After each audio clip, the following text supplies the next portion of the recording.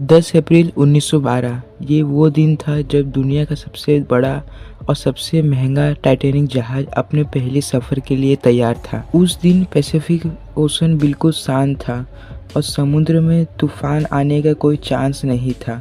जहाज में 1500 पैसेंजर सवार भी हो गए थे और लाखों लोग दूर से पहली बार टाइटैनिक का सफ़र देखने के लिए मौजूद थे। ना ही पैसेंजर को, ना ही लाखों लोगों को और ना ही शिप में काम करने वाले लोगों को पता था कि जो जहाज चलने वाला है उसमें 5 ऐसी गलती हुई थी जिससे पूरी जहाज डूब जाएगी। आज आप जानेंगे 5 ऐसी गलती जिससे दुनिया का सबसे लग्जरी और ताकतवर जहाज डूब गया। ऐसी कौन सी गलती है जो गलती टाइटैनिक के कैप्टन और टाइटैनिक ऑपरेट करने वाली कंपनी को भी नहीं पता चला, जिसको टाइटैनिक से पहले 107 जहाज ऑपरेट करने का एक्सपीरियंस था। टाइटैनिक का कंस्ट्रक्शन 1907 में 2000 वर्कर ने 3 साल में किया था। टाइटैनिक में सफ़र करने की कीमत $30 और फर्स्ट क्लास में $150, जो आज के समय 3 लाख रुपए होती है। टिकट पूरी बिक गई थी और आखिर वो समय आ गया था जब टाइटैनिक अपने पहले सफ़र के लिए तैयार था। मिस्टेक नंबर 1, दोपहर के ठीक 12 बजे टाइटैनिक ने अपना सफ़र शुरू किया।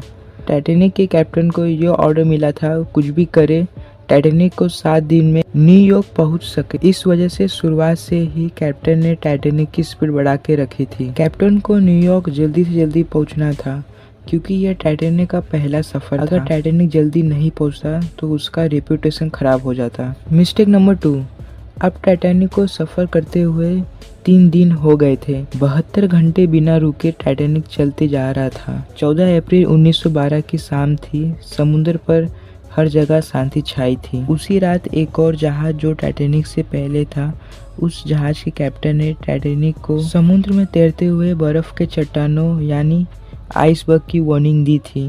एक्सपर्ट का मानना है ये वार्निंग 6 बार दी गई थी, मगर टाइटैनिक के ऑपरेटर के मिस्टेक से ये वार्निंग मिस हो गई थी। उनके लिए शायद ये आम बात थी, मगर ये थी टाइटैनिक की दूसरी गलती। मिस्टेक नंबर 3, जहाज की स्पीड भी तेज थी और वार्निंग भी मिस हो गई थी। टाइटैनिक तेजी से आइसबर्ग की रेंज में जा रहा था, लेकिन अभी भी टाइटैनिक को बचाया जा सकता था क्योंकि जहाज में वॉचमैन अलर्ट थे, मगर उनके पास दूरबीन नहीं थी।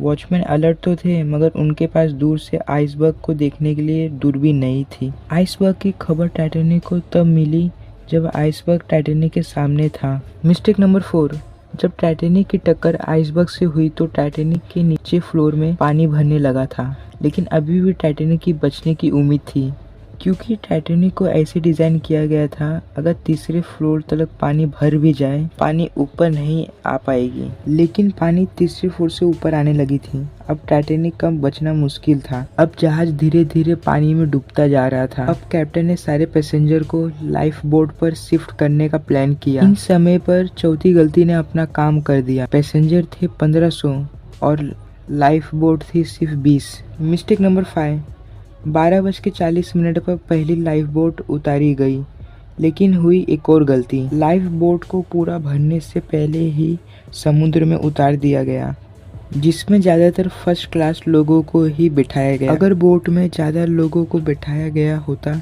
तो कम जाने जाती। अब टाइटैनिक तेजी से पानी में डूबता जा रहा था। 2:18 पर शॉर्ट सर्किट की वजह से टाइटैनिक की सारी रोशनी खत्म हो गई थी और अगले पल टाइटैनिक 2 हिस्सों में टूट गया। टाइटैनिक को पूरा पानी में जाने के लिए 2 घंटे 40 मिनट लगे थे और इस तरह 1500 लोग टाइटैनिक में डूब के मर गए।